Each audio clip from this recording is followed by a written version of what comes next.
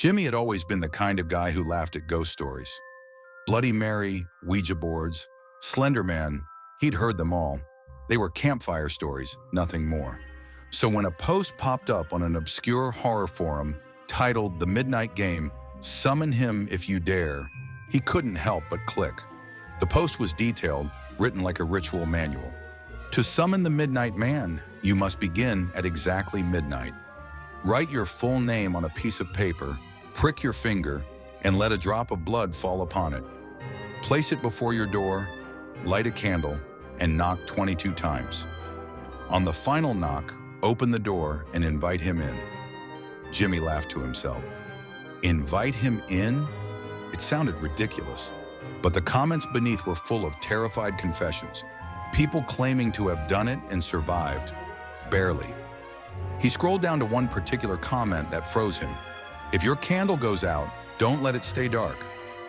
The moment it's out for too long, he'll find you. And when he does, you'll wish you had never learned his name. Jimmy smirked and shut his laptop. Fine, he thought, I'll play your little game. That night, curiosity turned into obsession. No one truly knows when the Midnight Man began his hunt. Some say he was a pagan punishment spirit, summoned in ancient times to torment those who broke their oaths. Others say he was once a priest who defied the gods and was cursed to wander the night, feeding on human fear. The earliest recorded tale came from 600 BC, a tribe that performed the ritual to cleanse liars. Those who survived the night were deemed pure. Those who didn't were never seen again. Witnesses claimed they'd hear soft tapping at the door, then whispers circling them in the dark. When dawn came, all that remained of the unlucky were marks carved into the walls, symbols no one could translate. Through the centuries, the ritual spread, hidden in forbidden texts, whispered by children daring each other in slumber parties, shared by those who didn't believe. And every time, the Midnight Man came. At 11:58 p.m., Jimmy prepared. He scribbled his name, James Walker, on a scrap of parchment. A small prick of blood fell onto the paper. He placed it at the door, lit a single candle, and chuckled at his own foolishness. When the clock hit 12 o'clock, he knocked 22 times. His heart thudded with each tap. 20, 21, 22. He opened the door, the cold night breathing into his apartment. "Come in," he whispered with a grin.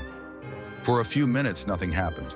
The candle flickered faintly, shadows stretching across the walls.